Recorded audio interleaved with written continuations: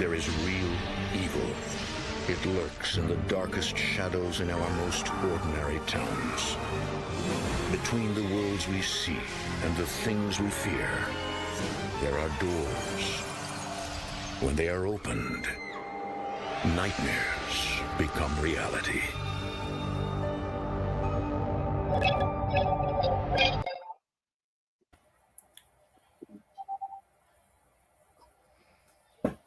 All right, guys, that was a quick little intro. How's everybody doing today? This is Terry with NSPS TV Paranormal Podcast. You're in the Lion's Den tonight. Welcome. People say, why are you in the Lion's Den and you got an octopus on your head? And I was like, I don't know, man. It's just one of those things, you know. I love my hat. I love wearing my hat. So it's Sunday, and it's Sunday Fun Day. So I'm in the mood of wearing this crazy hat again. So, guys, welcome to the show. I appreciate it. You guys coming out of a short week for you, Henry, because when I put the post out that we need someone for Sunday, you immediately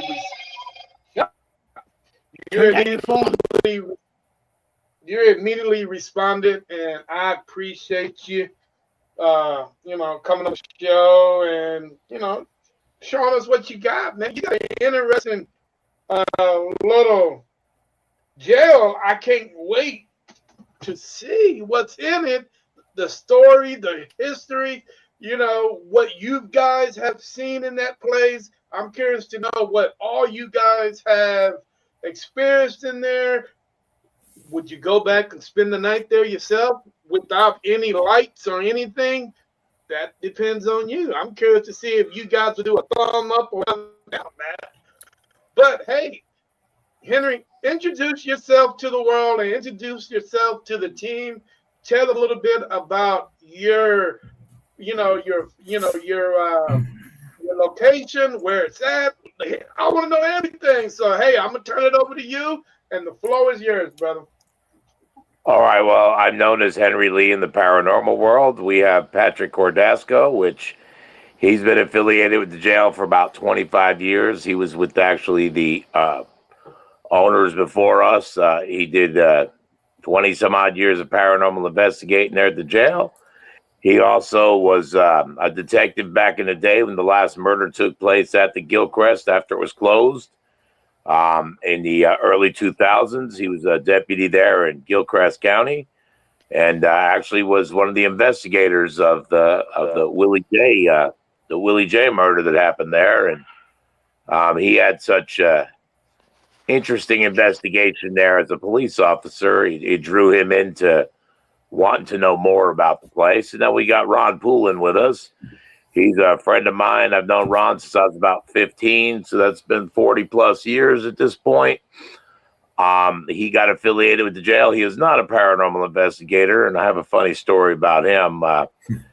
He's a camera tech guy, and we bought the place in March of 2021. We bought the old Gilchrist County Jail, which was established in 1928. And it was open from 1928 to 1968.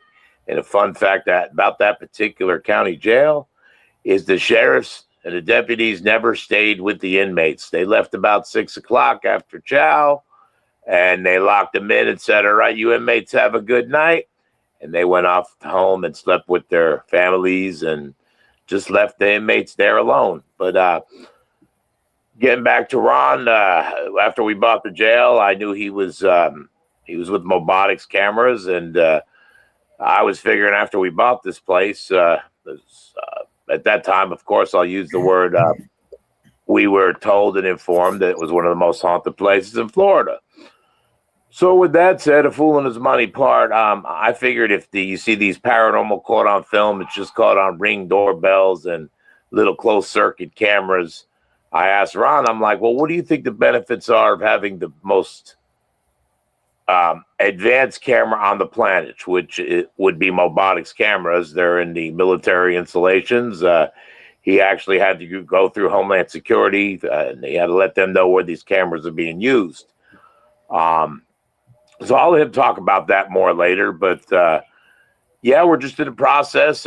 We're turning jail. I sent you some of the pictures of 1978, 2021 to now in 2026, where we've taken it. How we've made it historically recognized in Florida and in the National Archives. We've went with the county commissioners and figured out what we were going to how we were going to present the museum to the public.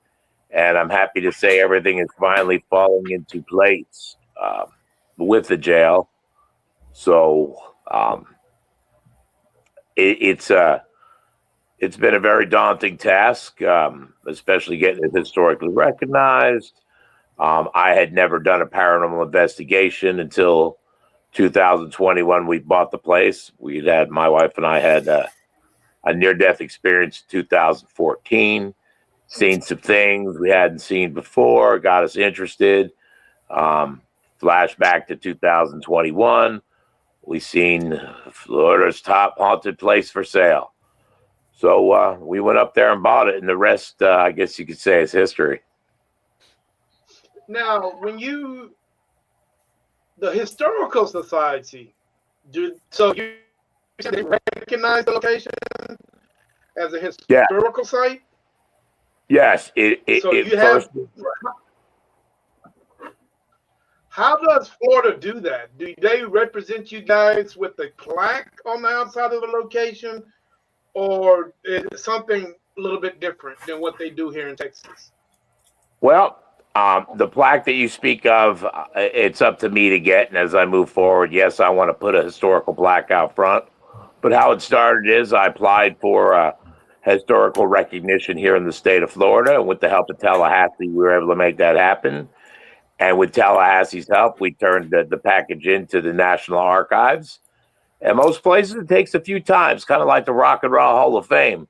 It may take a couple of times to vote. And it unanimously passed the first time around.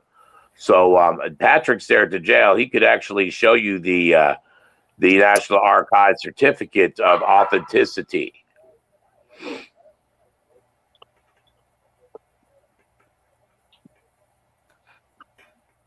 Give me 1 second.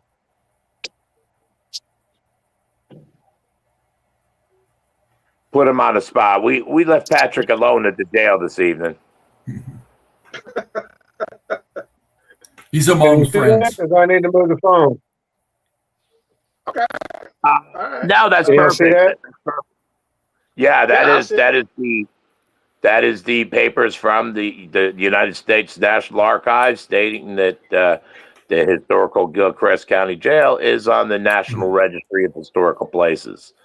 It was long overdue to be that, and that's why the commissioners of Gilchrist County felt good about us moving forward, opening up in a museum of course, not early 1900 correctional facility and a museum of the strange and unusual. It gives the people in Gilchrist County something to be proud of. Instead of when we bought the place, it had the windows in the sheriff house broken out and trees growing up inside, and it was an eyesore behind, a jungle of neglect. But yeah, we enjoy being part of this project. That's for sure. That's cool. When you bought the place, did the Historical Society, were you required to pay a certain fee for that? No, we bought the property that we paid a fee for. We paid a pretty penny for the place from its history of the paranormal. But the actual historical part, Florida and the National Archives, it doesn't cost money. But what it does cost is a lot of time and a lot of paperwork. It took from start to finish, about 18 months of filling out forms, signing on a dotted line, turning it in, them turning it back because they wanted different measurements and different historical facts. And the thing about Gilchrist County is in 1934, their records burned up they used to keep the records in an old farmhouse, and it burned down in 1934. So Gilchrist became a county in 1925, so all the records from 1925 to 1934 looked up. And then there was an explosion at the courthouse. When was that, Patrick? Late 70s? No, it was in 58. Okay, so in 58, the courthouse had a gas explosion, and then it wiped out all the records again. So finding the history of the jail was tough. It was tough gathering the information that was required from the state of Florida for Tallahassee.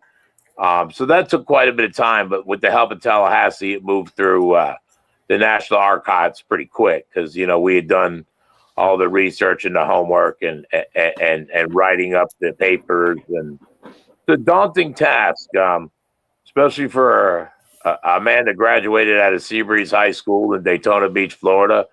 I wasn't a football player, so it didn't take much to get my diploma. Let me tell you, I'm not calling myself an idiot by any means, but it was a bit much dealing with people a lot smarter than I, coming up with something that they could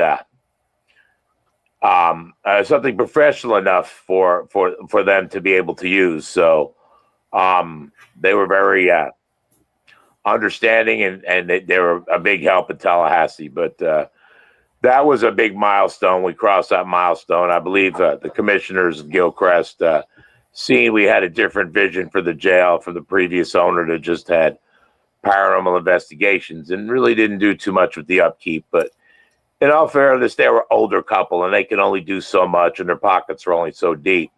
It's now that we've had it for about 5 years, we're putting love and doing things right so we can open up a museum. We could be legit, have a bathroom, have electricity, have some HVAC, have a business license, have insurance, things of these natures to do it right. Something, like I said, something for the town to be proud of. Right. Any historical figures that you guys know of?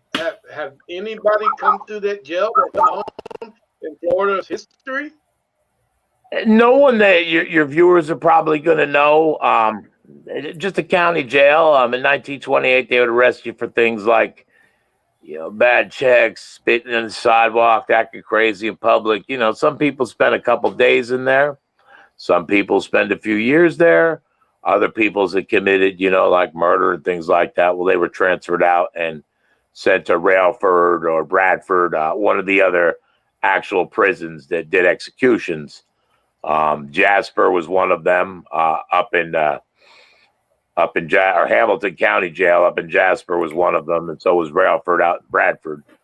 But it's basically a county jail. But now, like I said, it's no one your viewers would know, but we had murderers come through, like the man that murdered Sheriff Red back in the 50s. Sheriff Red was only a sheriff for about 4 months. He lost his life. That gentleman was, of course, incarcerated at the Gilchrist, transferred somewhere else, and he was put to death for murdering the town sheriff. Interesting. Who originally built the jail? Well, that was one of the things lost to the archives. I know. What's the name on that door, Patrick? The back door, that was the metal company. Oh, hang on a second. That's going to be kind of hard to find, I guess. Well, no, it's right there on the back pony door. There's a little plaque on there. I know it's not Pinkerton, but there is a name of the people who actually. Right there by the handle on the back pony door. The back pony door. There's a little. The back pony door. It's about the cell door. Hang on a second. Oh, good Lord. Hang on one second. Birmingham Works. Okay. Detroit. Yeah, they were the ones that. Yeah, I don't know if you can see that. Yeah, so they did the actual cell in 28.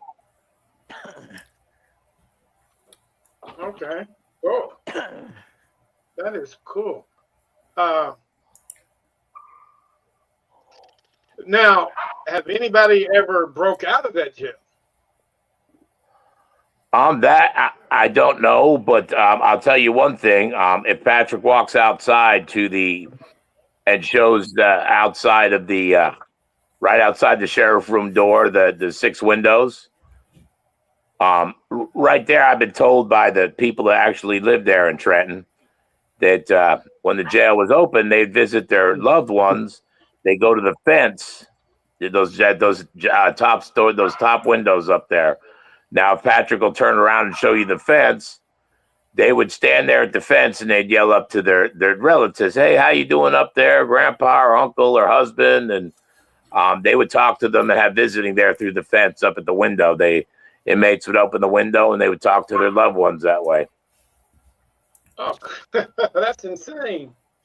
Wow. But I've been told those trees. I don't know if you're familiar with loquats in Texas, but I've been told by some of the residents. Patrick, can you back up for a second? Can you go back outside for a second? There's somebody running around outside. No, There's a male turn to the left running where the around light is. Is that, what is that? Who is that? Oh, that is a mannequin. There's a strange story about that. Oh. Good eye, though. Good eye, Terry. Good eye, Terry. Terry, there's a male spirit running around outside. Do you happen to know the male spirit's name? Maybe it'll come to you. There's a few. But I know that mannequin was there when I bought the jail 5 years ago, and Arlene Hale told me that mannequin used to belong to a cross-dresser back in the day. It was given to her about, I don't know, 2000, early 2000s. And this particular cross-dresser, his significant other, called Arlene one day because he knew she was into the paranormal. And he swore the mannequin would move, or the mannequin had the spirit of his significant other in it. And he gave it to her. It's been at the jail for how long now, Patrick? About 25 years? 22 years? Oh, good Lord. It was given to her when I was with Arlene. He had it all dressed up in like a red ballroom dress and makeup, and yeah. So yeah, that mannequin's been there a long time. Yeah, I want to say maybe 20 years when she was given it. And it would move. I mean, you come in and it'd be in a different position, and no one's ever messed with it. So that was an odd thing. So I promised her. I promised her that James or Jim? Jim Davies. Not a name I'm familiar with. I could look at the arrest records, but we'll keep that in mind as we move forward. Okay. But yeah, like I was saying, Ron's got an interesting story. When we were testing our virtual ghost hunting, which we'll talk more about later, he got the audio working on the cameras that we have in the jail, and I'll let him tell you the story about when the audio first came on. Ron, you want to take over? Yeah, I was doing some camera testing, late at night with the headphones on so I could hear everything. And there's some noise in the daytime around that jail because it's a park outside and there's houses right close by. But at night it gets very quiet. And when you still hear occasional outside noises, maybe some traffic, but you can tell what that is. But then the EVPs started coming, a lot of chatter, a lot of mumblings, low mumblings on and on. So I immediately called Lee. I said, "Hey, I'm getting EVPs on these cameras." And that was something new to me for sure. The funny part is he'd been working on the cameras for a couple of years, knowing what the intentions were for the cameras. And that night he'd said to me, "Lee, this place really is haunted." And I'm like, well, "Yeah, I've been telling you that." But in all fairness, Ron is a tech guy. He's not an investigator. But here is a man that really never dealt with the paranormal before. and he had an awakening that particular evening. Like, I'm hearing doors close, I'm hearing mumblings, I'm hearing shuffling of feet, and it was kind of unique to see his excitement on something he captured without even really trying, and that's part of the system. You know, it catches a lot of EVPs. We've got mists going into cells with different investigators. What we're launching here in the next few weeks is something we like to call Casper Virtual Ghost Hunting. It's where people at home on their computers or phones for a small monthly fee, which all fees go to the restoration of the jail. You actually get to see real paranormal investigators doing paranormal investigating. We have a chat room where subscribers can actually chat about what they're seeing. We have 11 cameras that they can see everything that's going on 24 hours a day, 7 days a week. So unlike Hollywood, where you're just seeing snippets and magical camera tricks and things like that, our viewers will get to see hours before the team comes in, when they walk through the doors, how they're setting up, knowing full well that anything they capture is going to be real, because those cameras in that jail keep everyone honest, even myself, because being the owner, I could set things up and be Hollywood too, but those cameras and our subscribers are going to keep everybody honest about it. And it'll give the public an opportunity to see not paranormal investigators running from something or all the theatrics. They're using different tools, different teams, different energies. It's going to be a reality show, real though, not everything that goes on that makes you look at it and say, I know darn well that didn't go on. You know, it's going to be a way for people to really learn about paranormal investigating from the comforts of their own home, because I'm sure you know when you go to places, it costs quite a bit of money for tools, lodging, donations to these historical places. It can be very expensive, but for a low monthly fee of $15, these paranormal enthusiasts can actually, while they're at home, be listening for the EVPs, and then it's totally interactive, because you've got to be like a paranormal investigator. Okay, well, that was one of the paranormal investigators making a noise, but you cipher out, you know, what's happening and what's happening from the other side. So, very interesting project we're working on. Hey, Ron, when you first, were you a skeptic beforehand before you heard all the chatter that you caught? Not fully, because my wife has some, I guess you would say, powers in this area of the Celtic earth religions, and she can sense a lot of sadness or whatever.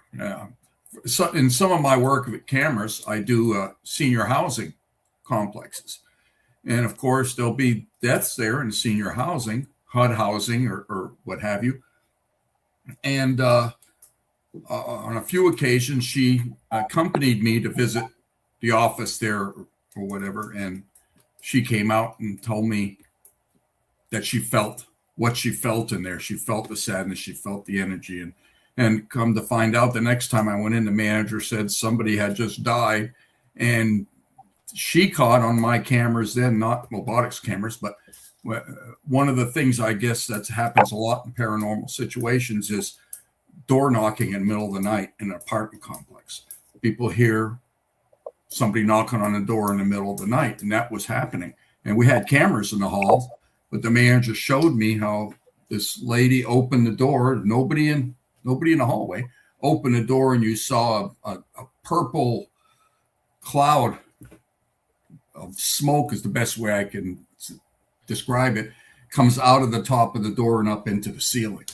And I just thought it was a interference with the fluorescent lights that can play funny things with cameras. And I'm trying to explain it to her. She says, you can say that if you want, but I don't think that's what it is. That's when I realized, yeah, I guess she was right, and I was trying to prove, what it could have been, but it's odd. So I had a little bit of experience, and I wasn't a full skeptic. But what I really like about what Lee's doing here is, we want to point out anything on our cameras or it happens at the jail that's not paranormal. We want to debunk it all and boil it down to what can we not explain. And that's really the key to it. And just to keep it real, we're not going to use any AI or anything like that. No trickery whatsoever. It is what it is. And 24 hours a day, you could log into any of the cameras and do chat on the website. We'll have other things eventually. I really think that's cool that you guys are doing that.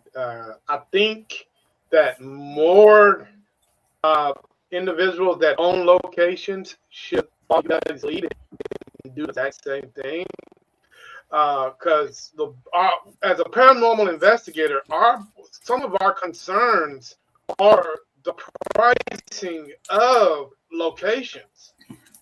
Locations can start off at $100 a night, but 6 months from now, the more successful that location is, the more expensive it seems to become.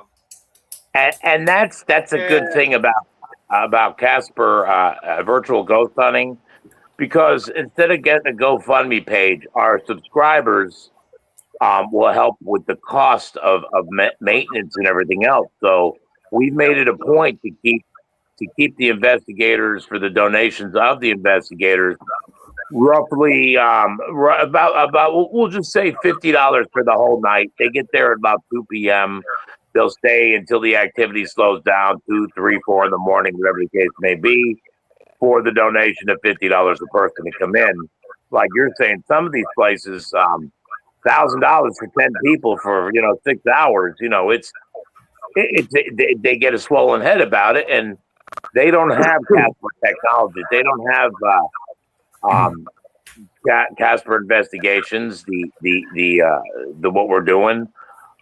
So of course it costs a lot of money to insure these places, to maintain these places, to put artifacts into these places. So this is a way that people, without GoFundMe, they're getting 24-hour access to everything that's going on 7 days a week, 365 days a year. When it's open, when it's closed, on good investigations, on slow nights, they're going to be able to establish their own parameters on what paranormal investigating actually is, and be part of it as well. Interesting. Are you guys dressing the location up to give you that old time feel, or are you guys trying to modernize it just a little bit? Good question. The jail itself, which unfortunately I have the jail keys, but Patrick can show you on the monitor that monitors all the cameras. We're keeping it as it was, and any changes we make in there are going to be, besides the cameras now, are going to be stepping back in time, replacing beds, replacing toilets, to make it exactly how it was in 1928. Now, the sheriff house, it's going to have modern amenities like a bathroom, like air conditioning. If we have fiber internet, that helps with the Casper virtual ghost hunting. But the jail, it's totally immersive. When you step into that jail on a hot August night, you're feeling exactly what the inmates felt. It's totally immersive. And like I said, once you step in the jail, the bars are original. They've got an old train heating system in there, the early 20s. The old windows are still in there in a lot of the places. It's really interesting. It's like when you walk through the front door, like stepping back in time. Now, did you guys take the locks off the cells, or are they still on there? They're still on there. Some were dismantled, a handful of the cells, but the ones that are actually, we have the keys. The ones that actually are still working, we have put handcuffs around, because we've had instances where paranormal investigators or YouTubers thought it'd be cool. Well, let's lock ourselves in the cell. Big mistake. Those locks are 100 years old. So one particular night, and I won't say the team, I don't want to embarrass them, but they thought it'd be a good idea to lock themselves in for views. And I actually had to take a construction saw with a diamond blade and cut the lock open to get them out. Oh, wow. So after that point, we put, it made for great content, but me having to cut a 100-year-old lock open to get people out for views, I wasn't too happy about it. But hey, as the owner of the place, I said, okay, this is what we got to do. I just got a set of handcuffs, lock them around the doors so the doors cannot be closed all the way. Okay, cool. Are you guys, when you guys open this, I mean, is this jail open to the public right now? Now, I'm not saying that for investigators. I'm just saying for the average Joe that just want to come in and just say, hey, I just want to look around and just see what it felt like to be, in the 1920s jail. Do you guys charge admission for that, or is No, early summer we'll be opening up for historical tours. Again, we keep it on donations. If we have people come in and they really don't have no money to give, I still give the same historical tour, just to bring people's awareness of the history of Gilchrist County. It's nice when we get donations because they go a long way.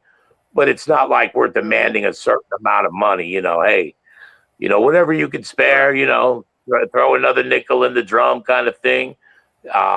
It's we're not so monetary motivated per se. And we just want to share the history and share this building with anyone who's interested.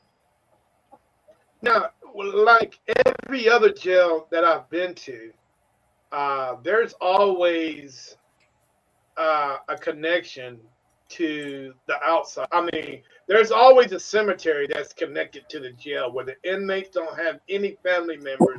They normally will put them in that particular cemetery. Is it like that there also, or no? But what I will tell you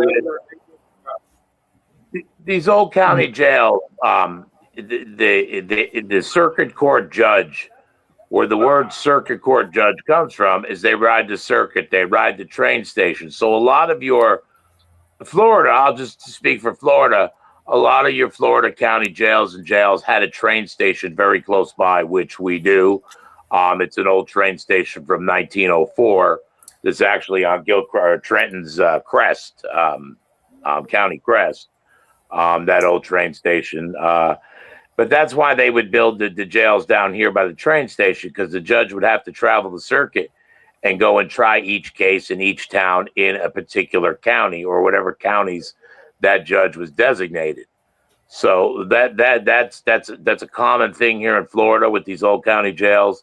They were within a stone's throw of the jails. Interesting. Okay. Now, have you guys had any negative feedback for what you guys are doing with the community? There was some. It was more before we bought the place, because for my wife and I, from the first day we seen the jail, we stopped. We said the Lord's Prayer. Then we asked the spirits, because we knew we were going to a very active place. We said, hey, spirits of Gilchrist, we mean you no harm, but we're thinking about being your new caretakers. We would appreciate if you would let us come in to your home and check the place out. It's about respect, and I'm not saying anything bad about any of the previous owners, but the Willie J murder that happened back in the early 2000s, when we didn't own it, there was a runaway story that Willie J's spirit was there, and his relatives live within a stone's throw of the jail, and his aunt wasn't real happy about, she was, I think Patrick was there during that time. She came in during the investigation and was saying, my nephew Willie J's in heaven and this and that, and he's not a spirit here at the jail. So we try to take the community feelings in mind. You got to keep in mind this is a town with 2,000 people in it. Everybody that pretty much there has been there for generations. So we handle it with the utmost respect for the sheriffs, for the inmates, and for the town people. We want to represent this place as best as we can, keeping it historical, not being judgmental to whatever. Hey, you know what? You do the crime, you did the time, you made amends to the man's law. To look down upon anyone or any family, be it the sheriffs, be it the inmates, it's just like we don't know each other, but we're treating each other with respect. That's the way it should be. It's no different when you're dealing with spirits. You want to treat them with the utmost respect because you're going to get the best side of that spirit. Now you go in there like some of the slicksters, YouTubers, and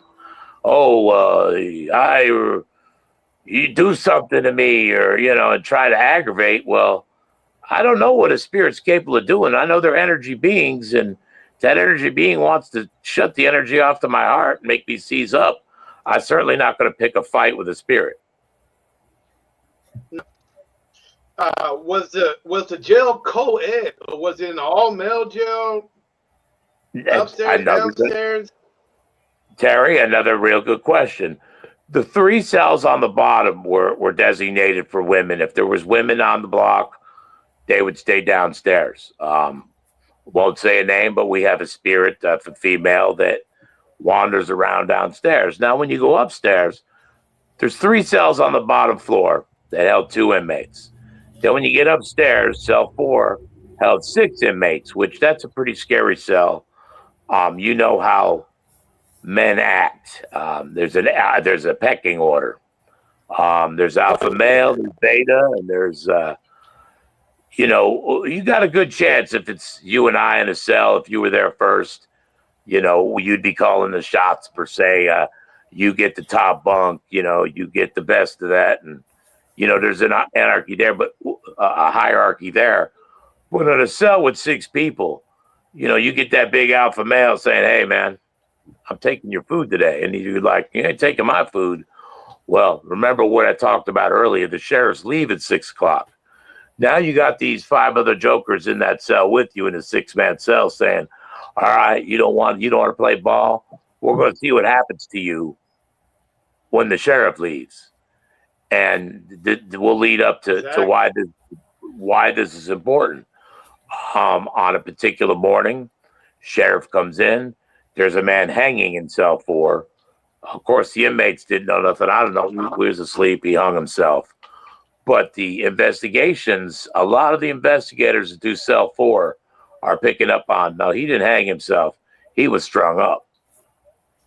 So, but upstairs is designated for the men. There's 5 cells up there. They would keep the women and the men separate, of course. Now, this is probably a question that you probably never heard before, but I'm going to ask it to you. Was the jail, was it a black-white jail, or was it everybody? It was everybody. The neighborhood it's in now, it's people of color. Okay. I'd like to say I get along great with everyone in the neighborhood because they know that deep down inside I want to do what's best. It's bringing up the community. Now the people that have houses around there. Well, now they've got a historically recognized place right there, a museum in their neighborhood. It's bringing some pride to that neighborhood. I haven't seen in 5 years. You know what? Everyone's been real nice. I'm sure back when Mr. Cordasco, Patrick over there was a sheriff. I hear that area was a little rough, but honestly, they're just hardworking, people just like ourselves, just trying to live their life. But like I said, they see what we're bringing to that community. We're happy to be there. We're happy to take pride in a building in that town. So you're right. I've never had anyone ask me the question before, but I'm good friends. Victoria, she lives right next door. She watches out for the place. She thinks the world of me, and I think the world of her. She goes, she just thinks I'm a crazy man with the spirits over there. And she's like, you just keep your spirits, because she's like right next door. She could actually, on our cameras, I see her whole house. So she likes that too. I've got a surveillance system that kind of watches over her house too. I've got good feedback. I've gotten good feedback from the part of town we're in. I'm really surprised because normally the brothers, we really don't like to dive into stuff that's spiritual. They in their own words, hey, you do what you do there. I'm not going in the place. Which I respect that. Like, no, I respect that. You know what? There's some places that my wife and I go to that we go in, we're kind of feeling things out.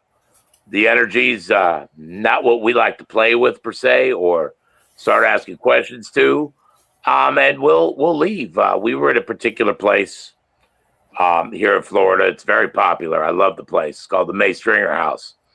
Old 1849 house where Dr. Stringer, he was the doctor, and that was the mortuary there. The spirits are telling us, because they're very busy. I mean, they're booked a year and a half in advance. They communicated to us that they were tired. They really didn't feel like talking. And even though we paid X amount of dollars for the 5-hour investigation, we packed up. And the curators are like, well, why are you leaving so early? Because the spirits said they're tired and we're respecting their space. Now, I didn't consider that a loss because that's such a wonderful museum as well.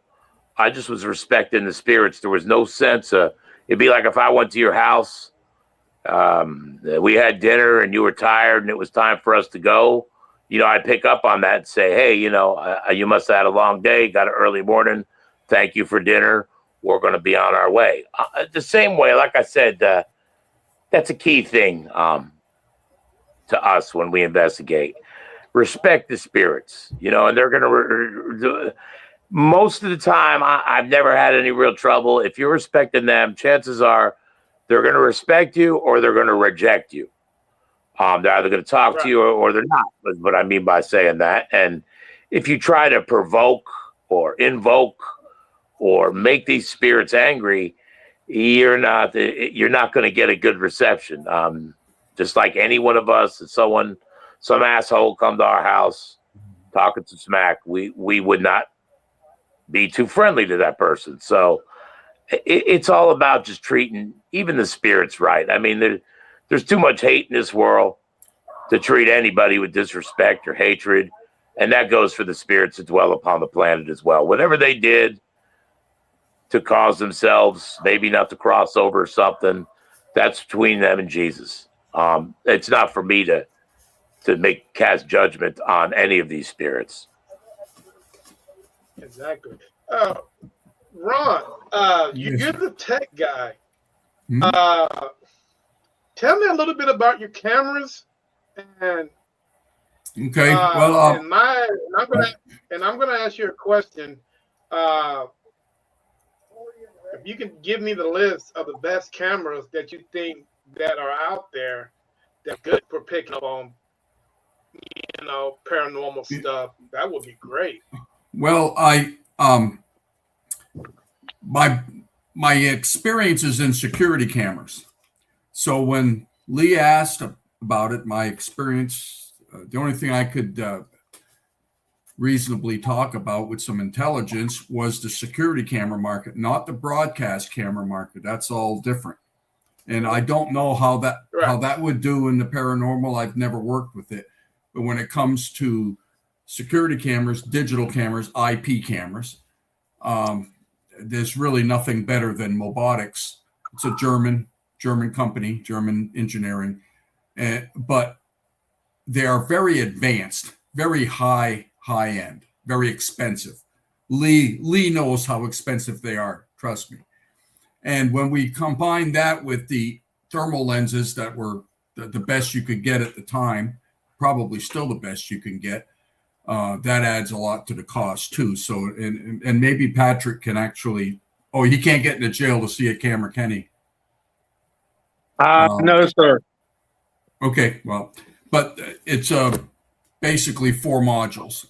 The camera module has a regular optical lens, the fancy thermal lens that I had to promise I wasn't with the military even to get, and an audio module. And separately, we have an infrared illuminator. So the cells in total darkness look, very bright, very nice. And so that's basically what's in each cell. Along with that, we've put in some low voltage electricity that can extend from the camera network, and where we can plug in a ghost hunting device, an EVP machine or whatever they are. I'm not really up on all that. REM-pod and K2 meters will be one of each in each cell running off a low voltage. So it also, when the paranormal investigators are investigating, if theirs are going off and ours are going off, it brings more validity to what's going on.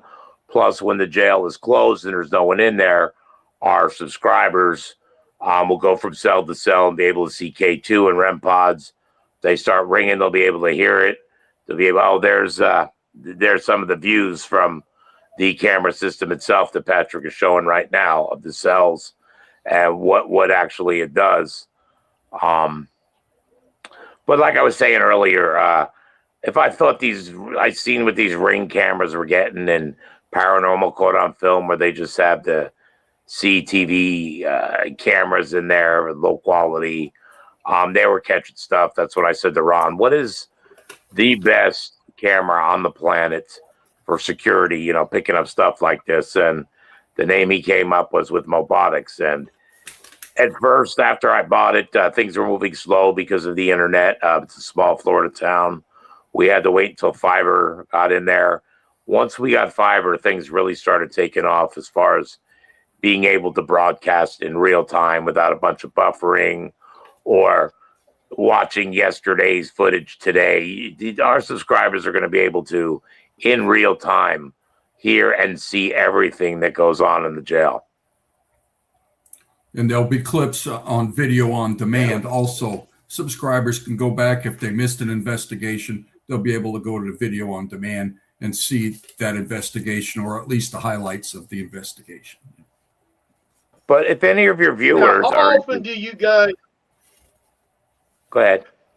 How often do you guys get overnight alerts alerting you guys that there is something going on in the jail, and damn well that nobody's there? I don't know if you guys have an alarm system at the jail that, like a motion or something that would alert you that activity that's going on there.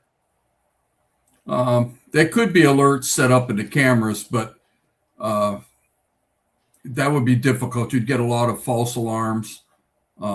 If from a security standpoint, nobody's getting in that jail if they tried. It is so secure. It's it's a fortress. To answer that question, it depends on what we set it up as. Of course, when the paranormal investigators on there, we have motion detectors in there. We have thermal detectors in there to where if the temperature changes, it shows the temperature fluctuations to catch cold spots and things like that. That is definitely within the camera system's ability to do. And as we move forward with it, we're just going to tweak all that in to make that available to our subscribers. Now, you guys on this location, and I'm pretty sure you've heard this question before 1,000 times. How far are you guys willing to go with this? I mean, if Hollywood came and they presented you guys with something, would you guys accept it, or would you guys say no? Because if I accept this, the possibility of you guys damaging the credibility of this location can go to shit. So Exactly. how would you tweak all that? How would you work that? The camera system itself keeps everybody honest. If we've had, your viewers might like to look this up. We had a video called "Kiss and Tell" by Dave the Plug and G Money, about a story about friends not snitching on each other and stuff. We had done this all on our own. It's come out of my wife and I's pocket. We've had outside influences that wanted to partner up with us. We wouldn't turn our back on Hollywood, but we control everything at that jail. We don't need their money. We don't need their fame. We want to be credible. Whatever our subscribers are seeing, it's not that we have to fulfill a contract to get what's going to happen is going to happen. It's going to happen. So to answer that question, no, we will not allow other outside. We've had YouTubers say, hey, we'd like to get in on this. No, this is between my wife, myself, and Ron. We run this system, and we will not allow ourselves to be influenced by Hollywood money to start faking stuff. I want to be taken seriously in this so our subscribers could know on those good nights or when they're hearing EVPs or seeing mists or phantom moans and whistles, mimics, all these things that are happening in the jail. They don't happen every minute of every day, but when they do happen, it's a very special time. And we want our subscribers to know that that's a real deal. It's not, and don't get me wrong, Terry, I won't mention those shows, but you know, from our end, it costs a lot of money to go to these places. Now, can you imagine Hollywood coming in with all their trucks and all their equipment? We'll just say they have to pay when they go to a place. They've got $75,000, we'll say, wrapped up in trying to get credible evidence. Well, you know as well as I do that it doesn't happen every night. So, you know, somewhere it's saying for entertainment purposes only. We can all guarantee with this project, yeah, there might be slow nights, but check those EVPs, because even on the slowest of nights, EVPs are very prevalent at that jail. But they can know when something extraordinary happens, it's not some tomfoolery. It's the real deal. Terry, there's a Another question. gatekeeper. Yeah. There's a gatekeeper that walks around on the women's section to the men's section. He comes in and out. There's a woman there on the lower floor. Her name is Betty May. She keeps on bothering me. I just walked through the jail myself just a couple of seconds ago. I asked to project it in the jail, and I saw everything there. There's a man. He doesn't like a lot of people. He just told me to blank off. So yeah, he just told me to. He just used the 4-letter words against me. I said, okay, I'm not gonna bother you anymore. But he's kind of like really. He gets annoyed with people. He doesn't like a lot of people. He does. I won't say his name in case it comes to you later on this day. I won't say his name either, because I'm gonna keep this private, because it's between me and him and the fly in the wall, okay? And he gets kind of pissed when people walk in his cell or walk in his area. He has boundaries, right? He said, don't come near me, don't come near this area, don't come in near my space, because I will teach you a lesson if you come near me. I'll tell you. Go ahead. Yeah, he's pretty,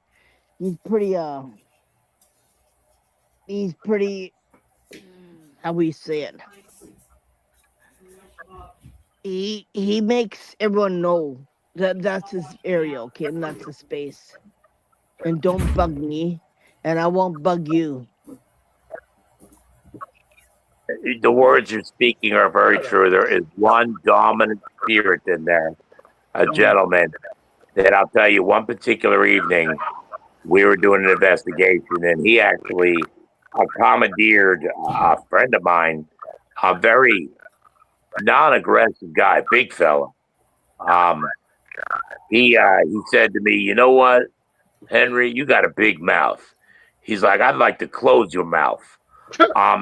He very sensitive, a very open soul. The person that you speak of actually was trying to commandeer him for a minute to kick my ass because he doesn't particularly care for me because I talk and I talk and I talk. And he does not like when I talk about what happened with him. He doesn't. And that's why he was messing around with the audio that you were hearing. Some kind of, it was interference. That was him screwing around with the audio, and he just well, if you could tell him something for me, I won't say his name, but if you could get a message to him that my intentions are good, we're trying to save his place where he dwells. And we mean no disrespect towards him. It's just people are interested in the stories of the jail. But at no time do I want to interfere or disrespect him in any way. As the curator and as the caretaker of the Gilchrist, I tell these stories. People have heard the names. I let people know that one that you're talking about is not one to provoke. Because he will any way he can shout at you, and he will scratch you if that's a big if that you taunt him or say anything nasty about him, because he will come out and he will teach you a lesson that you will never forget. Does that sound familiar to you, Patrick? Yeah, I don't. Just while we're talking, my phone is on airplane mode. Every time I come into jail, I'll put my phone on airplane mode. Yeah. Okay, so while we're sitting here, why you do that, Patrick? For people that don't know, can you see why? Can you see that K2? Yeah, it's off. It's in the red. It's in the yellow and the red. That is, it has a lot of energy going on in there. Well, it was when it started going off, when the young lady was starting to talk about that entity, and when you started to talk, and it's still going off now. So it hasn't gone off since I came into the jail and turned it on until just now. It's a very unique place. It's a very unique place. I often tell people, it's so active on some nights. When you go to other places, you're like, hey, what's going on? It's not like the Gilchrist. I've had a team out of London come in, got such good activity. They're actually booked they're saving up again to come back next year because it's one of the most haunted places. And it's saying something. When you got people from the UK, that's a pretty active place with all the history and the old castles and the kings and queens and guillotines. For someone that investigates the UK to come here and say, this is one of the most paranormally active places I've ever been. It's flattering, but it's also very intriguing. Henry, I just spoke to him, and he said, "Okay, but mind you, this is my space, and do not mess with my space." He said. Well, he told me he told me in a different. He used different colorful words, you know. And that's him. That's what gets me too when you're using a spirit box at that jail. Now we know darn well it's coming from the FM AM dial. But when we're getting swear words from him, there's no room for swearing on public radio. They get fined for it. When you get those colorful metaphors that you speak of, you know there's some validity behind that too. He's very angry.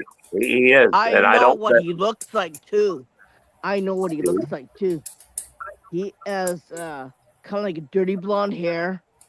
He wears a blue shirt, button down shirt, and he wears kind of like a, a, off blue pants. And he's got hair. He's got medium length hair, and he's got a scrunchy face. I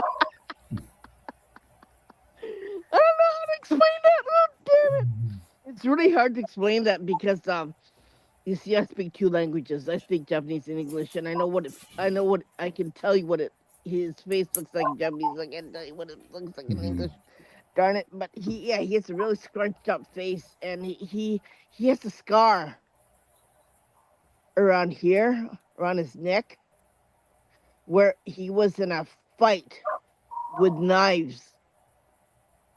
Somebody nicked him with a knife around his neck somewhere, and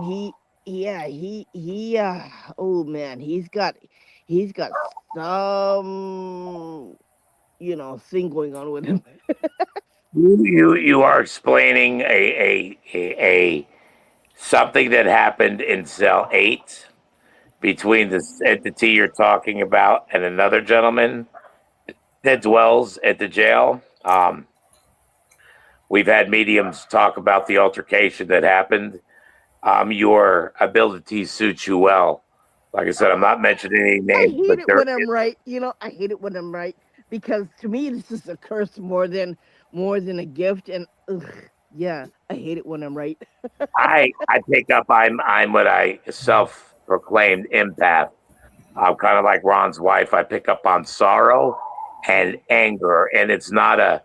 You think I'd pick up on happy thoughts and this and that? No, I'm usually crying, or when I was a teenager, 20-year-old, I had a hard time controlling my emotions, especially around angry living people. It is a curse. It's not a gift. It's a curse. I don't see things like yourself and my wife. I can hear audible things sometimes, but not often. It is. It is. Speaking of wives, I live with it 24/7. speaking of wives, and yeah, it's something that you never get used to. Yeah, I mean, speaking of wives, you never get used to it. She wants to be a part of it, but Lee, she's nowhere to be found. Where is she? Well, in all fairness, we were up early. What? I do so much talking. Even we were on the news the other night. She joined me with that. She's not as vocal as I am, so she kind of enjoys her not being in the spotlight. So she just lets me kind of run with it, which sometimes she'll get a little upset that, oh, people want to meet Henry Lee. People want to meet Henry Lee. I'm just, hey, I put my pants on one leg at a time. I'm just an ordinary person, extraordinary situation. Yeah, but she wanted. She's like, make sure you put my hey, and I'm asking for her, but she's not coming out. I did go in and ask her. She said maybe if you decide to have another one with us, she will make it a point to be present. It's not a good night for her. She's well, you let her know that. Yeah. You let her know. You let her know I'm very disappointed. I will. She sometimes I got kicked out. He kicked me out. He kicked me out of this podcast. He got pissed and he kicked me out, and I lost my Wi-Fi. That happens a lot. You can say what you will, but the spirits are energy beings, and I see that a lot. To where they'll, especially when I do live feeds from the jail, there will be a lot of interference.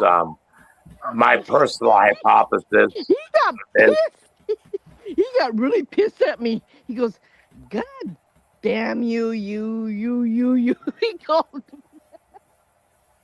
That doesn't surprise me. I'm laughing, but it's when you work on this side all the time, you're used to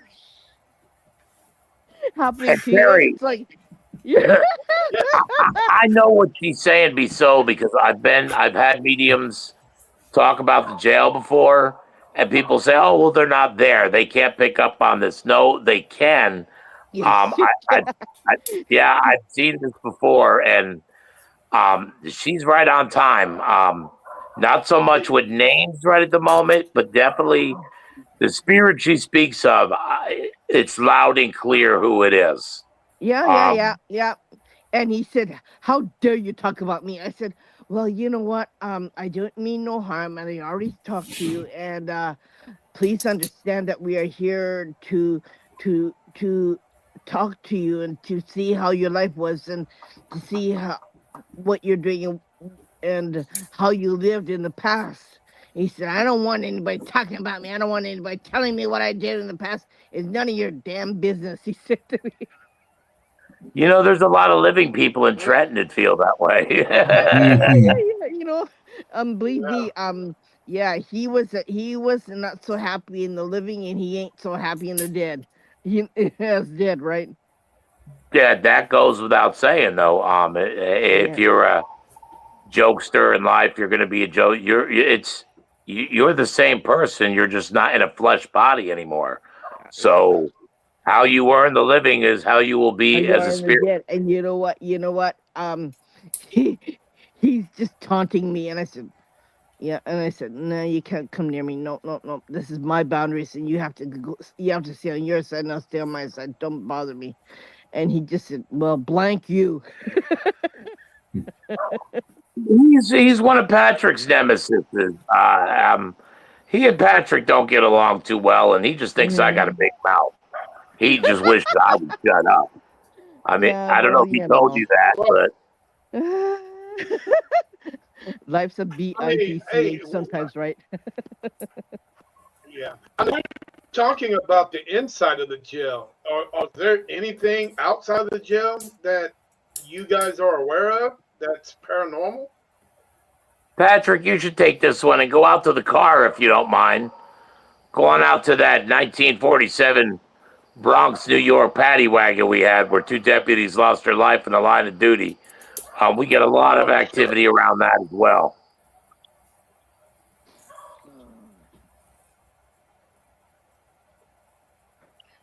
I like to see a K2 sitting inside that car. See if it'll go off. It has. But let's see. He's out there at the car now. There's the old car. There's the bullet holes in the window from the assassination of the two deputies. It was a mob hit back in 1948. Those are the actual bullet holes from 1948. Wow. Go ahead and open up the Somebody got doors, a Patrick. headshot. Yeah, there's a Yeah, look guy. at those shots. Those are good shots right there, aren't they? There's a guy Yeah, sitting in the especially that car. headshot. You know that, right? He's sitting in What's the that? car right there. I could see him in the car sitting there. That is an example of a item that has an attachment to it. When people ask, Yeah, "Oh, yeah, can inanimate objects have attachments?" The answer yeah, is yes. That is yeah, one of them. yeah. He's sitting there right in the car, and he's saying, "What the hell happened?" He's saying, Is there one or two in the car? "Yeah." He's saying, "What the hell happened?" He's saying, like, why? What happened to me? Why? He's asking all these questions. Why? And he can't figure out the words to put to say what happened to him. He doesn't know how to even stick it in words. He's saying. But one of these days, Henry, I think you should go there, talk to him, and tell him what happened to him in the car, and tell him that it's okay. Patrick, why don't Yo, you jump in the car and let's do that right now? Hold on 1 second. Ah, Okay. I Wait a gotta second. move. you know, Give me 2 hey, seconds, okay? Give me 2 you seconds, throwing okay? Patrick to the wolves. Patrick probably don't want to do it. Give me 2 seconds, okay? Listen, it's all good, man. It's all good. Patrick, I've been in situations worse than this. Trust me. Okay, oh I'm wow, ready. that is great. I'm Okay, ready. she's ready. Spirit, if you can hear me, the gentleman that's in this vehicle at this time, it's okay. You know, there was an accident. You were shot at, and unfortunately, you lost your life. But it's okay. There's nothing to worry about. There's no more pain, no more sorrow, no more stress. You can move on if you want to, or you can stay. It's up to you. You're in charge of your own destiny. Tell him If you want to, he's scared. We Tell him appreciate it's okay you. not to be scared. It's okay not to be scared. He's yeah, it's frightened. not. Don't be afraid. It's okay. Don't be afraid. There's nothing to be You afraid of. you lost your life in the line of duty.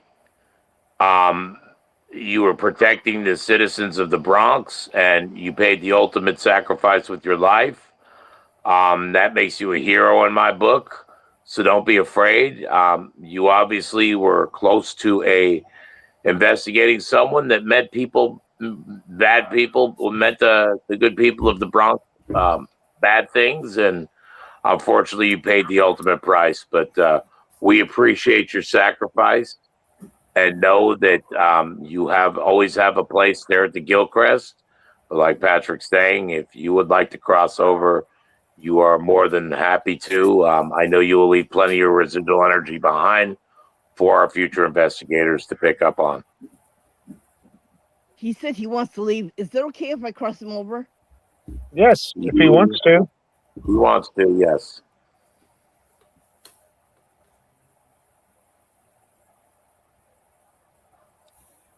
Take my hand. It's okay.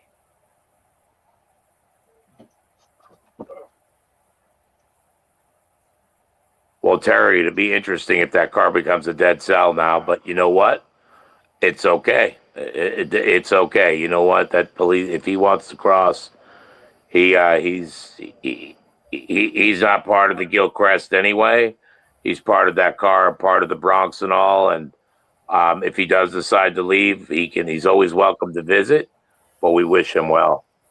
He left, but but just because they leave doesn't mean that they come back, because they can come back and visit anytime they want to.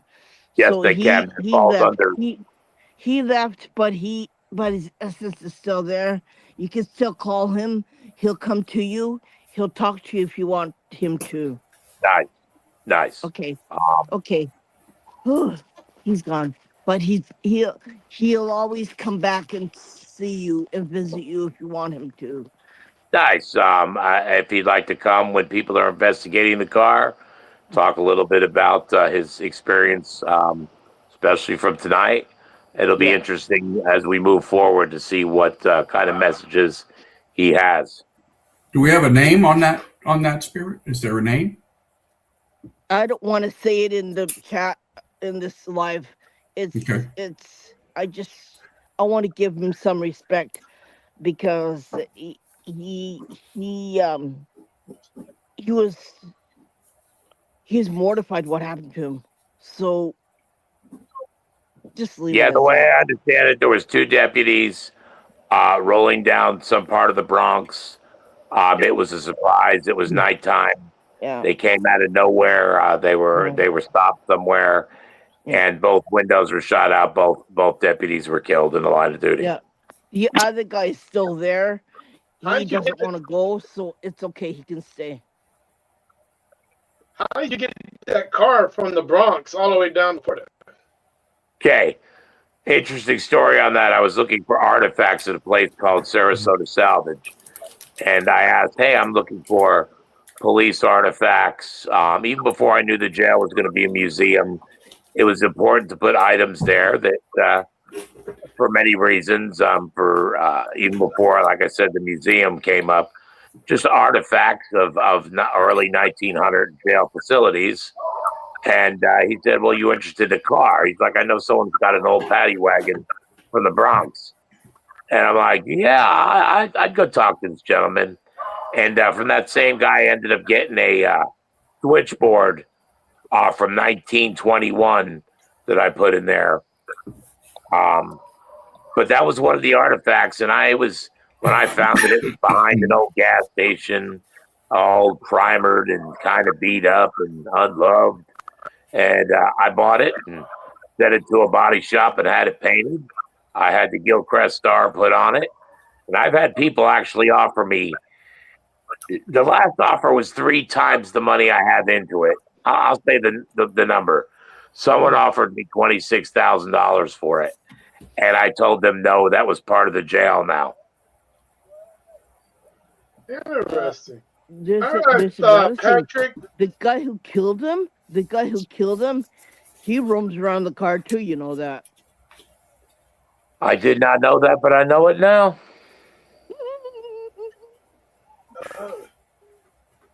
Okay, Patrick. Yes. Patrick, what location are you in? Where is that? Is that in the sheriff's? The sheriff's? Is that in the sheriff area? This would be considered. Yeah, this would be considered the intake area. This is where they would bring you in, book you, take your photograph, fingerprint you, and then they would move you along after they pat you down and strip search you, and then you would cross through this door here into the main part of the jail. Now, is that door locked? The main part of the jail? It is. Unfortunately, I had some visitors from Naked and Afraid. Jesse Lee and our family from Naked and Afraid came and visited. And Patrick usually holds the keys because he's there in Trenton. But I accidentally left with them. And I got tied up with Easter dinner this evening.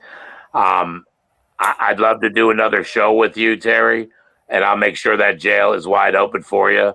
But like I was saying, Patrick, you go to the TV and why don't you reset that why don't you reset the little computer there, Patrick, so it pulls up on one cell and you can see yeah, it's cell 3 that's not coming up. Right. There's just get close to it. There's the cells. There's what the inside of the jail looks like.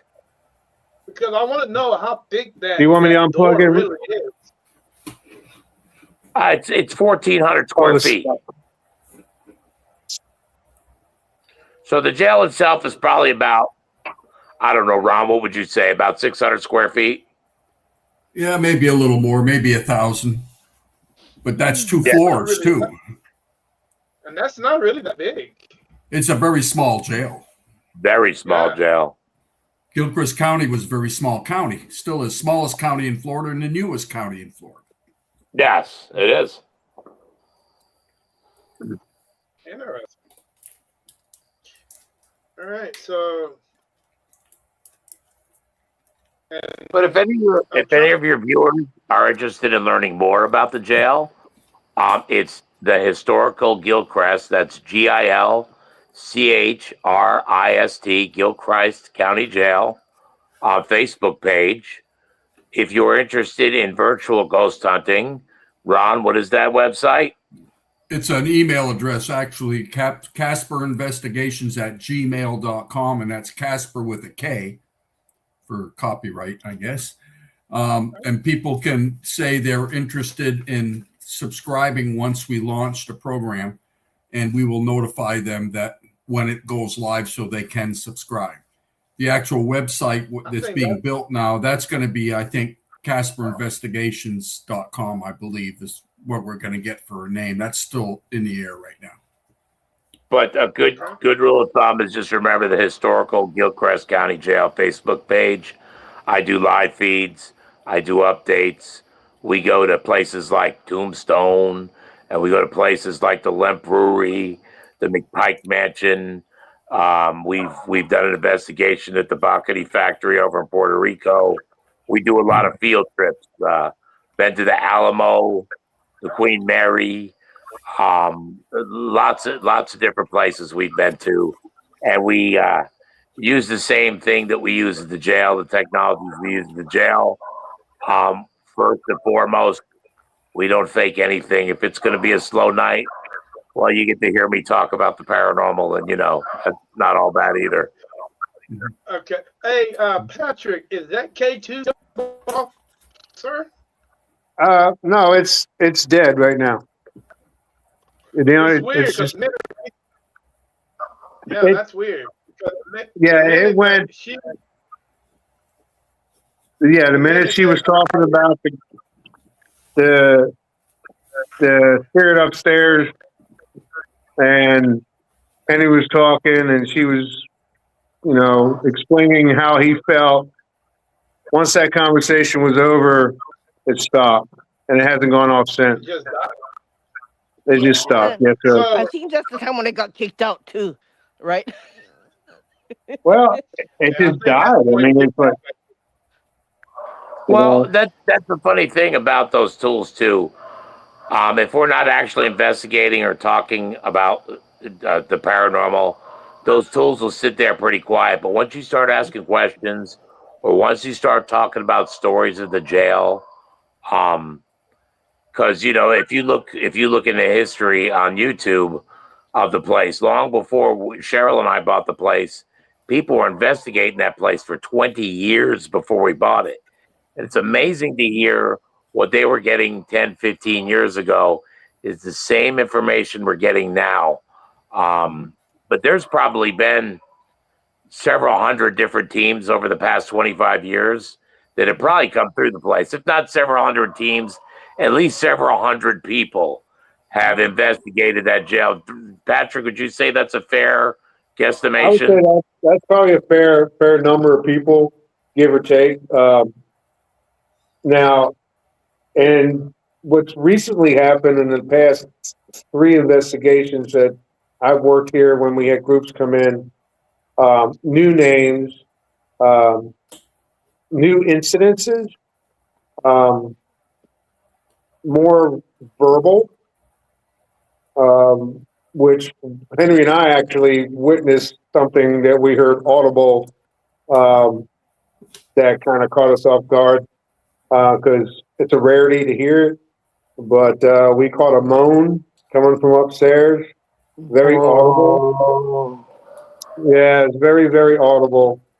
And we kind of looked at each other as if to say, okay, that was different, When you hear Uh, paranormal investigators say when they hear a voice or a moan that it's unearthly, I've heard whistles before, but I'd never heard a moan.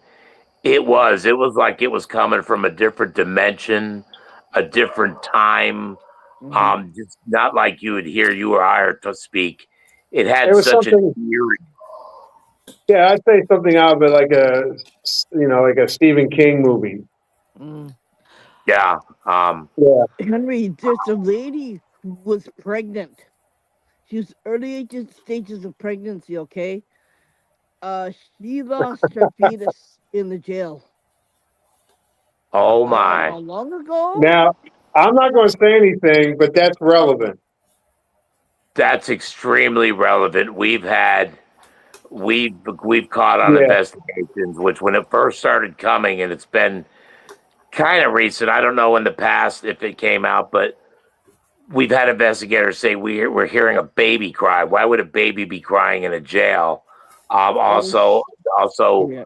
like a young woman, very sad, not moaning, but kind of um, Like a depression. mourning the loss of a child. She Um, was I, in her pre-teens. She was still a teenager when she died. She wasn't very wow, old. that is really relevant to what's going on. Wow, that is Don't you hate it when you just find out everything, you know it, and you go, shit. That's how I well, feel. like I said, that's not a common thing that happens, and that's not Terry. I'll tell you this. That's not something that's really relevant at the jail. It's only a handful of people in the 5 years that we've had the place that has talked about a pregnancy, which it makes total sense to me, but I don't. All the records were burnt up in these fires. So to actually prove it in black and white is almost impossible. But through investigations, yeah, you're That affirms what some of our investigators that aren't mediums are picking up on. You caught me off guard on that one. Yeah, yeah. Now you know why I hate my gift. Now, Irene, is it possible that spirits can come and go? You know, because they are pretty. How far are you from Lee? From the the old train depot that is in the town? Half a What would you mile, say, right Patrick? around About Couple I'd say hundred about yards. yeah, 100 or about 200 100 yards. yards. about Yeah, 100 100 yards. yards. Yeah. And keep in mind that train station was there long before the jail, and we've had people in Gilchrist history. A couple of children were lost one particularly cold evening from that train station, which that whole area there would have been woods. We've had in one of the back rooms, we have a couple kids that pop up, and that kind of freaks people out. Or what are children's spirits doing here? You got to keep in mind that it wasn't a jail, but for 100 years before that, it had hundreds of years of activity with Indians, Civil War. That was a Civil War hub for Florida. That's where the trains. Yeah, the train rail ran through here for the Confederate Army. I see a big post. There was a post, like you said, for the Confederate Army. There's a post that was there. Not too far away, but in the same vicinity as the jail. And they had a doctor, and he, chopped off legs and did there was a lot of going on, right? Yeah. I saw that too in that area, and it was like, ooh. Kind of like, yeah, the war fighting in Florida wasn't as prevalent as, say, Gettysburg or stuff like that, or when. But they used to carry injured men to that post, and it was one of the designated places where the injured were there, and they died on the table. And there was a doctor there, and I saw him doing that too. And like, ew, it's one of the most gruesome scenes. Yeah, I see the most gruesome. They show me the most gruesome scenes, and I still can't get over it, right? Because that makes sense because. Do you see a river? Is there any water nearby?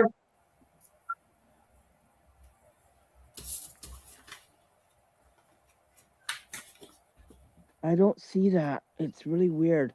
I only see what they show me. I only see what they want me to see. You know how that goes, Patrick. You have sight as well. I have a thought going through my mind when she said that, because there's only one location within this area that would have been done. One of the springs. Well, Fort Fanning, right there in Fanning. Yeah, before you go on into the Swanee River. Yeah. I've got a brick from that, Patrick, that I'm going to put into jail. I found a brick when James and I were fishing over there. Right. We found a brick. Found a brick out in the woods. It looks like an old brick from the original fort. Because there was a structure at one time before it was renovated and turned into Fort Fanning before you went into Dixie County. Yeah, I know it well. That was a trade station. That was where they would move supplies back and forth. That's interesting. You see, I'm getting all kinds of stuff. Tim, you're gonna have to pay me overtime. You're gonna have to pay me overtime for this one. Dang. Well, I'll make you some cookies. Huh? I know how to bake cookies. I don't need any. Oh, damn. I want ribs. Ribs? Yeah, I want ribs too. See? Well, it's going to be hard. I couldn't eat another thing. I ate so much at my sister-in-law's house. I'm stuffed. I had my Guys, I had my Easter yard? Yesterday. I'm just is that rail yard still active, Patrick? Sir? Is that rail yard still active? The rail yard? Well, Yeah. what happened? The trains Well, still go through there? Well, no, the train tracks were taken up years ago when I was still a deputy here in the county because it belonged to the state of Florida, and they were putting in what they call the Greenway, which is a bike path, a walk path, but it's exactly where the old train tracks ran through the county between Gilchrist County, Lake City, and Dixie County. I'm going to excuse myself for a minute, let these dogs in so we don't have all this background noise. I'll be back in a moment. Okay. You know, because the reason I'm asking is about the rail yard is sometimes spirits sometimes jump the rail, and if they see a location that's fitting for them, because I've had this happen before, because the old Seguin, Texas jail is right next to a rail yard. It's very active. It's probably the old Southern Union Rail Right. from South Texas up to North Texas, and for some reason, spirits hop on that train, and I mean, and that jail was never consistent with the But you know, same individual that was claimed every day or every week. It always seemed to be a different spirit. It was never the same spirit that was always there. They claimed to well, be there. but I mean, if you think of the history of the area between the Seminole War and the Confederate Army moving and so forth through this area back in the day, that the train rails were here, train depot was built, and I think completion, it started like in the late 1800s, completed in the early as far as the rail completion was like, I think, don't quote me, I think it was like 1903 or somewhere around there. But it started like in the 1830s, 37 or so forth.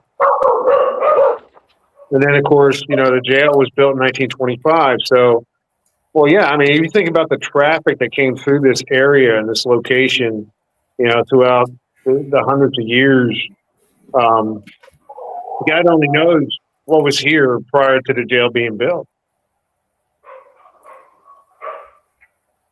Exactly.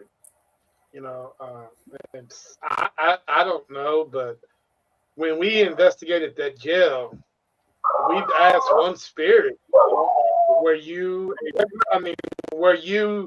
original to the jail, or are you coming? And he said, I was coming and going. Like some Right. spirits, if they see something that piques their curiosity, they'll go visit the jail. And I'm like, why would the spirit go visit? The same questions probably. The whole world is wondering, why do a spirit on a train gets off the train and go visit a jail? Of all places, a jail. Yeah, so we don't know. maybe they have family. I have to wonder that myself, why that is. Myself, I would think if I had the control over that, I'd be in Puerto Rico or Jamaica myself. I love the beach. I love the island feel. If I have control over my spirit, those are the places I want to go to. But that's me. When you have a traumatic experience someplace, maybe it's something that you can't help.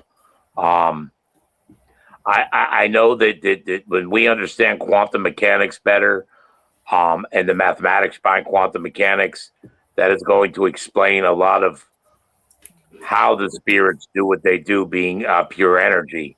And that's according to Einstein's theories, not mine. I wouldn't know about quantum mechanics. I just have a feeling that once we understand quantum mechanics we have the mathematics for that. It's going to explain a lot of, because you get two protons that could be thousands of miles apart and could switch places and be in two different places at the same time. That's what little I know about quantum mechanics and string theory. I think, like I said, once we have a better understanding of the science and the molecular level, magnetism, and different energies on that particular field, that's going to explain a lot of what's going on. And I think paranormal is going to move into the science. We try to keep a science-based thought when we do these investigations. Like I said, I think in time, it won't be pseudoscience. It'll be science. Hopefully. Yeah, I've longed for that day. I can't wait for that day to happen. Because there's stuff that I do, that I see and I work with, that only I can do it, and it's really hard to explain. But if you see what I saw, you'd be blown away.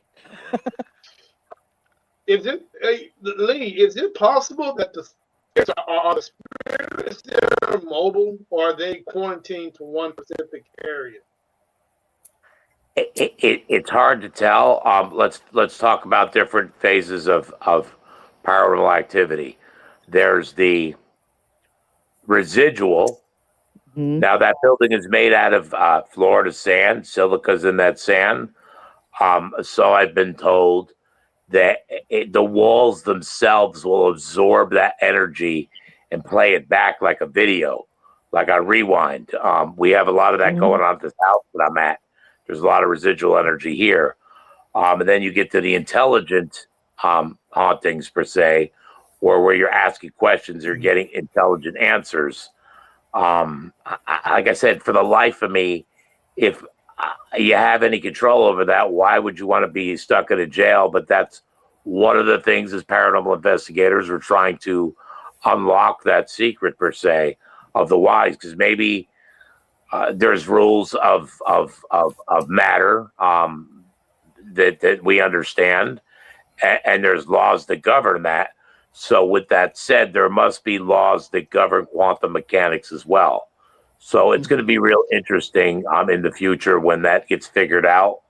I don't know if we'll see it, but I think all will be explained when we really have a true grasp on how quantum mechanics, aka string theory, works. Are they in different dimensions, per se?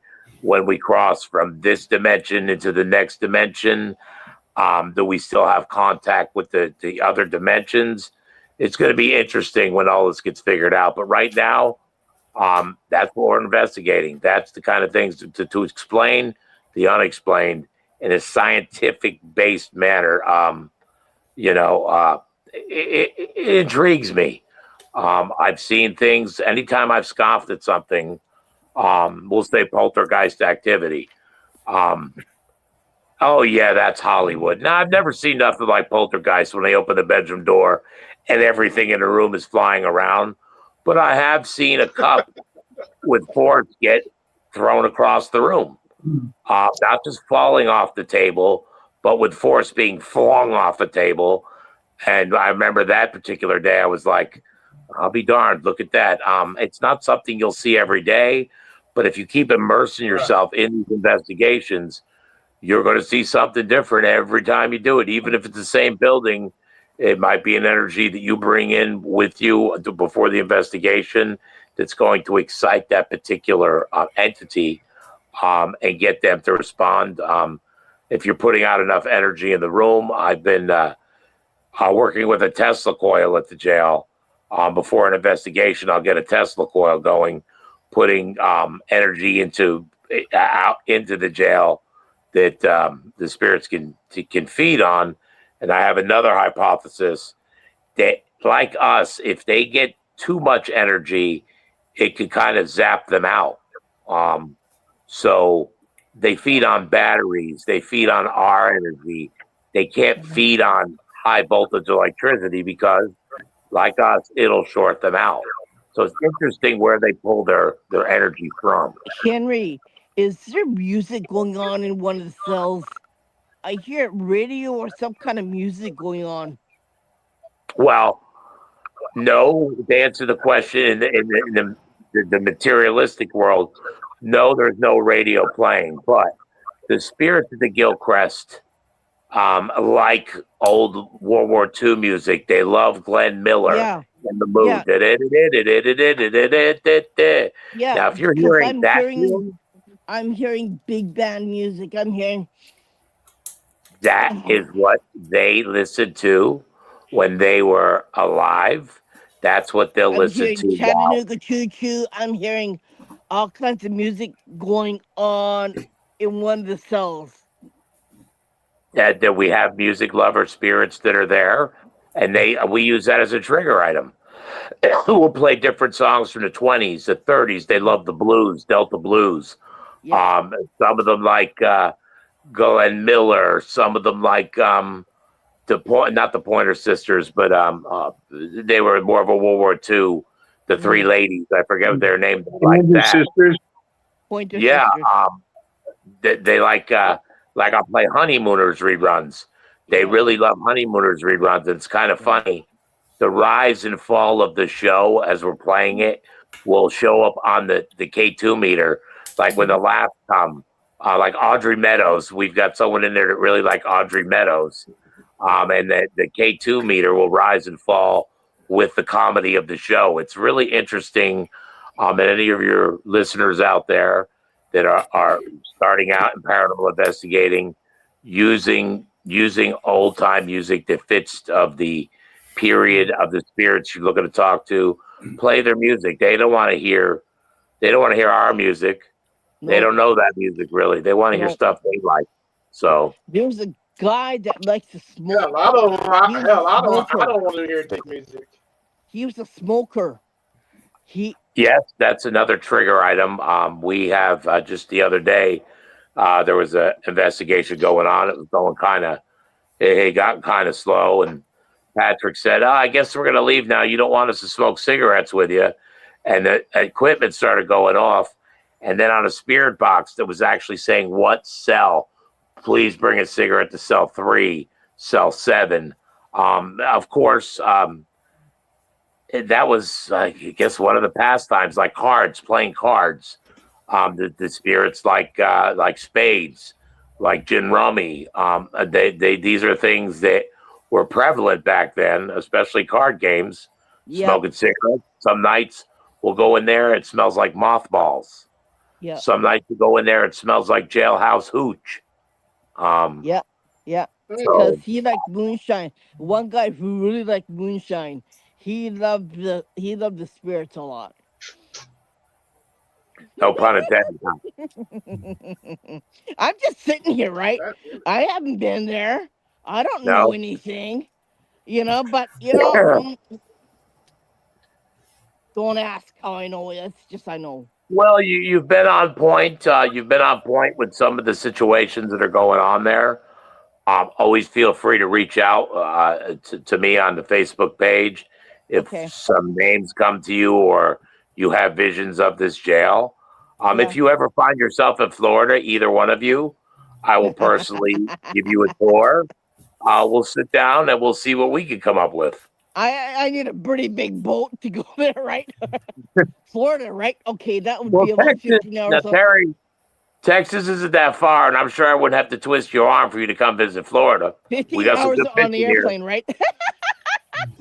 No, it wouldn't take much. It wouldn't take much for me to come visit. I mean, it would take. We'll go to jail, but I'll take you. Right? I'll take you fishing for bass, and I'll take you fishing out on the ocean. We'll make a good time of it. Hey man, that'd be interesting. I heard about those South Florida bass. That's funny. That's funny. Big bass. Hey man, you know what? All it takes was an invite, and we can set something up. I would love to come to Florida and. Anytime you find yourself in North Florida, I mean, honestly, Trenton's not that far from Tallahassee, hour and 20 minutes.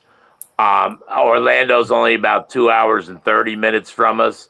Jacksonville is only about an hour and a half. Tampa's only about an hour and 45 minutes from the jail. So for being up here in North Florida, as long as you're not going to the Keys, it's pretty close to all the major hubs in Florida. Interesting. Yeah, I try to stay away from Miami. It's way too expensive down there. Oh, you ain't lying. It's pretty much out of control. All right, guys. Hey, tell the world how to get a hold of you guys, man. If they, He just like you said say, that. if they ever in the area. Well, a good way right at the moment Mm. is either look up the Henry Lee on Facebook, or let's give credit where credit's due. It's to the jail. It's called The Historical Gilchrist, Gilchrist, the Historical Gilchrist County Jail Facebook. Join in. I'd love to have you follow us. It's a unique journey of a family that bought a haunted jail that's turned it into a National Archive recognized place. And we're learning, and we keep it real. And the one thing we do support is para unity. Hey, Yeah. we don't have to crap on every other people's investigations and all. We could do this as a big worldwide team and collaborate together and do this sensibly, so the paranormal field will be taken more seriously. Yeah. And I hope that virtual ghost hunting will help people be able to cross that bridge to where the more people that are doing it and to collaborate together, the more answers we're going to get. I agree. Oh, that is awesome, man. Like I said, I thank you guys for welcoming us into your location, showing us everything, the stories. Yes. Terry, I tell you, if you're not busy, on October 24th, we're having our 5th Fall Festival. We bring in a bunch of paranormal investigators from around the country. We talk about where we've been, what tools we use, and then we end up, after the event is over at 8 p.m., after the band stops playing, after the vendors go home and the car show is done, we go into the jail, usually with Naked Afraid survivalists. They really wrap their arms around the jail. We go in there, we show them how to paranormal investigate with all these different teams. It's a really interesting event. So come on down October 24th. If any of your listeners are in the Trenton area, we have it at the train station there in Trenton. It's a good spooky time for all, being right before Halloween. It definitely, if you can, come on down. I'll treat you like a VIP. You come talk to the people, maybe film a live podcast from the jail, but you have an open invitation to come on down. Well, hey, and that's if you throw in one more thing, I would definitely come. Okay, here it is. Here it is. That's all the. He wants Okay. all the bush beer. You got to feed The him. night before, and so it'll be on the 23rd, we have a big barbecue with the survivalists from Naked Afraid here at our house in Williston. We got about 30 acres. We usually roast a pig. Last time we roasted a pig, a deer, and an alligator, and we served it up. So there should be the little thing that pushes you to go all the way. Gator meat is good. I love gator meat. Yes, it is. Thank you for having us, Terry. We appreciate you.